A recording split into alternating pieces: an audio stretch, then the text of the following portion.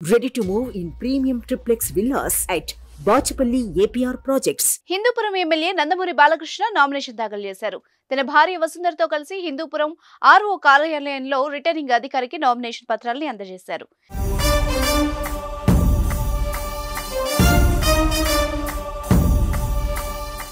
ఈ నామినేషన్ కు భారీ సంఖ్యలో టీడీపీ, బీజేపీ, జనసేన కార్యకర్తలు తరలివచ్చారు. బాలయ్య ఇప్పటికే హిందూపురం నుంచి వరుసగా 2 సార్లు ఎమ్మెల్యేగా గెలిచిన విషయం తెలిసిందే. ఈసారి కూడా విజయం సాధించి హ్యాట్రిక్ కొట్టాలని చూస్తున్నారు. ఇక నామినేషన్ దాఖలు చేసిన అనంతరం బాలకృష్ణ మీడియాతో మాట్లాడుతూ హిందూపురం నియోజకవర్గాన్ని ఎంతో అభివృద్ధి చేశామని చెప్పారు. పట్టణంలో తాగునీటి సమస్యను తీర్చడంతో పాటు గ్రామాల్లో సీసీ రోడ్లు, కల్వర్ట్లను నిర్మించినట్టు తెలిపారు. అన్నా క్యాంటీన్లను వైసీపీ ప్రభుత్వం తొలగించిన హిందూపురంలో రోజుకి 400 మందికి భోజనాలు ఏర్పాటు చేశామని గుర్తు చేశారు.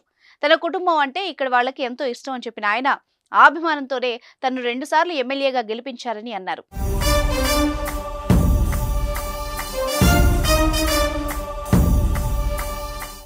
ఈసారి కూడా భారీ మెజార్టీతో తను గెలిపించాలని బాలకృష్ణ హిందూపురం ఓటర్లను అభ్యర్థించారు. నామినేషన్ దాఖలు సందర్భంగా ఎన్నికల అఫిడవిట్ సమర్పించిన బాలకృష్ణ అందులో తన ఆస్తులు, అప్పుల వివరాల్ని సమర్పించారు. ఎన్నికల అఫిడవిట్ లో నందమూరి బాలకృష్ణ వెల్లడించిన వివరాల ప్రకారం ఆయన ఆస్తుల విలువ 81,63,00,000. ఇక బాలకృష్ణ భార్య నందమూరి వసుంధర ఆస్తుల విలువ 140,38,83,000. బాలయ్య కొడుకు మోక్షజ్ఞ ఆస్తుల విలువ 58,63,66,000గా చూపారు. అప్పుల సంగతి వస్తే తనకు 9,09,22,000, తన భార్య వసుంధర పేరిట 3,83,98,000 అప్పు ఉన్నట్టు బాలకృష్ణ అఫిడవిట్ లో పేర్కొన్నారు.